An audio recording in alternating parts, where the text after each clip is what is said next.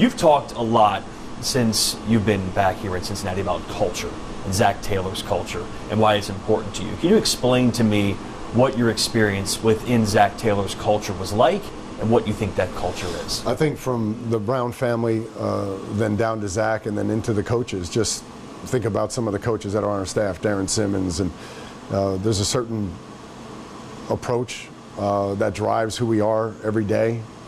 It's pretty simple to understand it if you're here.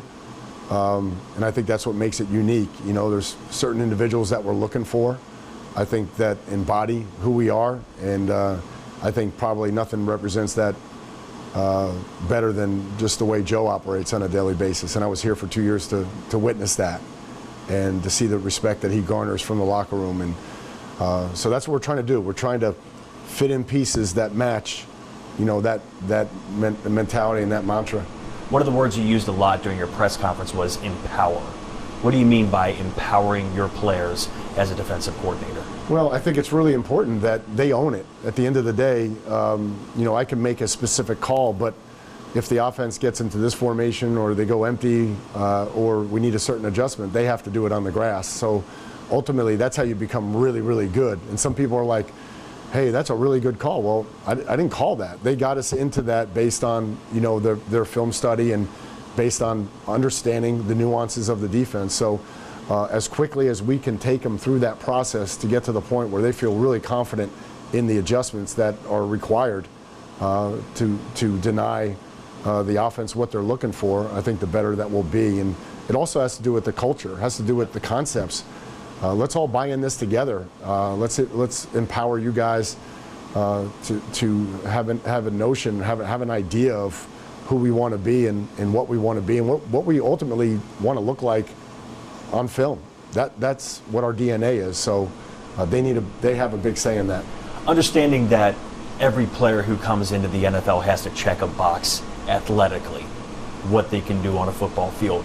Outside of that, what are the most important attributes you want from a defensive football player? Gym rats, leaders, guys who can communicate on the grass. And what I mean by that is they're audible and they're demonstrative. You know, they're both loud, confident, and they're demonstrative. I can see them. If the crowd's going crazy on a third down, I can see that you changed the rotation. I may not be able to hear you say it, but I can see it.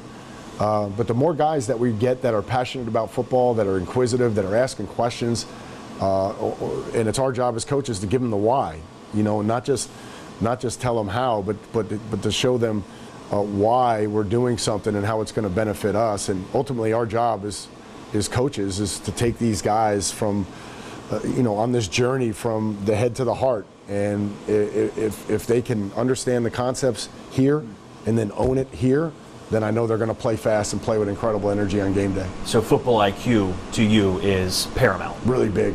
Really big. Just, again, it just means that you love the game, that I'm sitting across from you at the combine and you're asking questions about our defense, and you know, they're just not store-bought answers. It's not just fed to you by someone, but you're grinding on it. You're riffing. You're asking these questions that are phenomenal based on where the conversation's going, and you want to learn how to solve a certain issue, or hey, how come you guys don't, you know, hold the seam here on this, or what makes you play that way.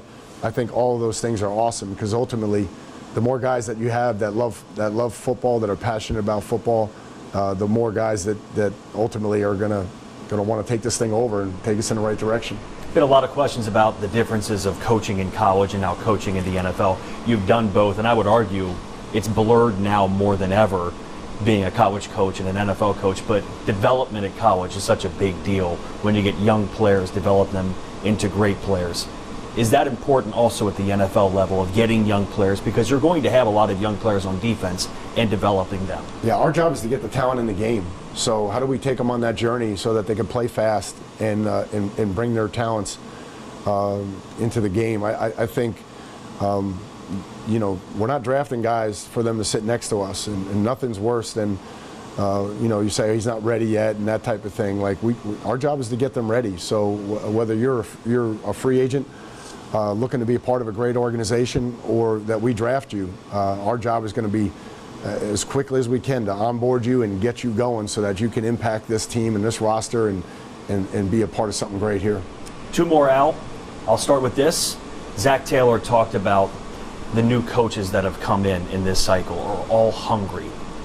You've been coaching football a long time, head coach, coordinator, college, pro.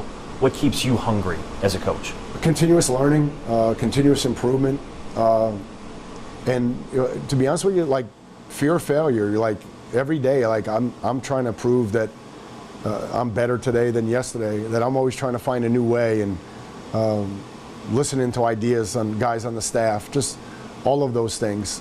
Having Jerry or Coach Hodges or being around Jordan or Coach Burks, just there's going to be new ideas. There's going to be different ways to say things, and I think one of my greatest strengths is that I'm kind of big picture and conceptually, if you want to call it X, Y, or Z, and that's fine as long as you're good with it, because I understand it from a big picture standpoint. I'm not really rigid in terms of no, we got to call it this because that's the way my mind works. So I think those are the things that keep me going. Obviously, being here in the community, having a chance to keep my family here, I think those are all the things that motivate me to be the best I can. Finally, during your press conference, you said there are only 32 of these jobs in the world, and even fewer have Joe Burrow. Correct. When you look at the attractiveness of this job, how much is it that this team has Joe Burrow, this team has this offense, so this team is on the cusp of something great that you can be a part of? Yeah, and I think that coupled with the fact that on defense we have a chance, all of us collectively, coaches and players. You mentioned the youth. You mentioned free agency coming up and the draft coming up. So we have a chance to put our blueprint on this, put our fingerprint on it, and be a contributing element of this. That's going to be really important, that we play complementary football and that we do our part. And we just need a lot of guys that want to buy into the way we do it, that want to put their DNA on it. And I can't wait to make that journey with these guys and dig in.